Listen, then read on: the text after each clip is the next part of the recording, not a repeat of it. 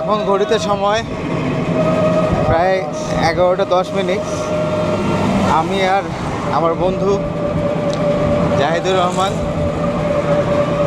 আমরা আজকে যাচ্ছি ঘোড়াঘাটের সূরা মসজিদ দেখতে, যেটা শাহী আমলে তৈরি। আমরা এখন ঢাকা দিনাজপুর মহাসড়কের পথ ধরে যাচ্ছি। এই রাস্তাটা অনেক সংকীর্ণ ছিল আগে। তোর অনুভূতি কি?